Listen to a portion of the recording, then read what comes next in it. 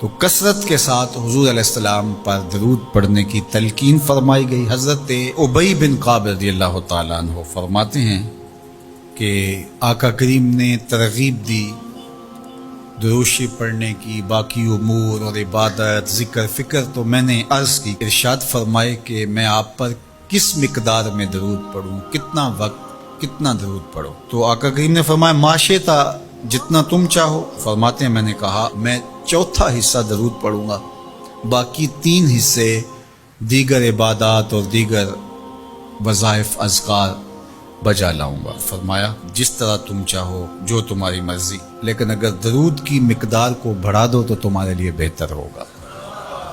تو میں نے کہا النصف، میں آدھا وقت درود پڑھا کروں گا اور باقی چیزیں باقی آدھے وقت میں کروں گا۔ فرمایا جس طرح تم چاہو، لیکن اگر درود کی مقدار کو بڑھا دو تو تمہارے لیے بہتر ہوگا۔ میں نے کہا کہ حضور میں 2 حصے درود پڑھوں گا اور 1 حصہ باقی وظائف اوراد بجا لاؤں گا۔ فرمایا جیسے تمہارا دل چاہے، لیکن اگر تم درود کی مقدار کو بڑھا دو تو تمہارے لیے بہتر ہوگا۔ فرماتے ہیں میں نے کہا حضور میں پڑھوں گا ہی درود، سارا وقت میں آپ پہ درود ہی پڑھتا رہوں گا۔ فرمایا پھر تمہارے سارے دکھ تکلیف اذیتیں پریشانیاں اس کے لیے یہ درود کفایت کرے گا اور تمہارے گناہوں کی مغفرت فرما دی جائے گی۔ تمہاری پریشانیاں، تمہاری اذیتیں، تمہارے دکھ، دور موجود میں لفظ بولا جاتا ہے ٹینشن، تمہاری ساری ٹینشن، تمہارے سارے معاملات حیات کی بے ترتیبیاں، پریشانیاں، دکھ، اذیتیں، سب کچھ ختم ہو جائے گا۔ درود سب دردوں کا مداوا ہو جائے گا، سب دکھوں کا علاج ہو جائے گا، سب پریشانیوں کا حل ہوگا، سب مصیبتوں کا مداوا بن جائے گا اور ساتھ ساتھ تمہارے گناہ بھی بخش دیے جائیں گے۔ تو درود جتنی کثرت کے ساتھ پڑھا جائے اللہ کی اتنی ہی رحمتیں نازل ہوتی ہیں۔ تو باقی وظیفے، باقی اوراد وہ بھی فضل و شرف والے ہیں، لیکن حضور نے فرمایا کہ پھر تمہارے لیے درود ہی کافی ہو جائے گا۔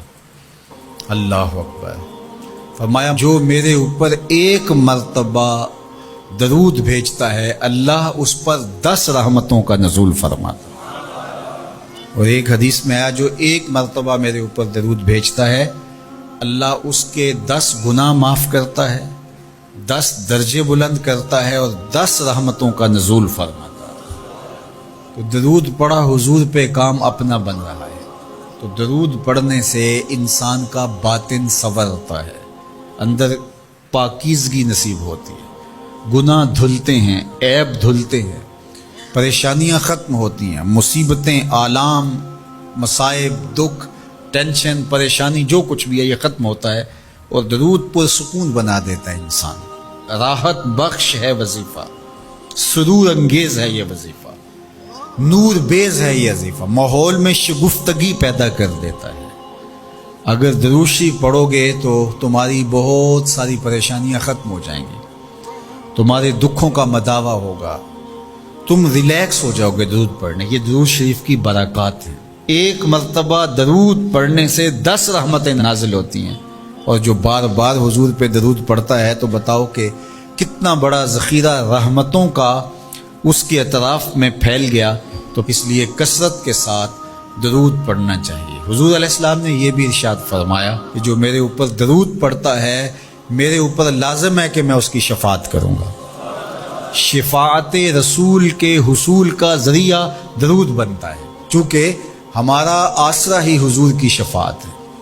وہ دامن شفاعت کھولیں گے تو ہم گناہ گاروں کا کام بنے گا، اور وہ نصیب کیسے ہوگی حضور علیہ السلام کی شفاعت؟ کثرت درود سے۔ یہ بھی ارشاد فرمایا آقا کریم نے قیامت کے دن میرے سب سے زیادہ قریب وہ ہوگا جو کثرت کے ساتھ میرے اوپر درود پڑھنے والا۔ تو حضور کی قربت کا ذریعہ بھی درود ہے۔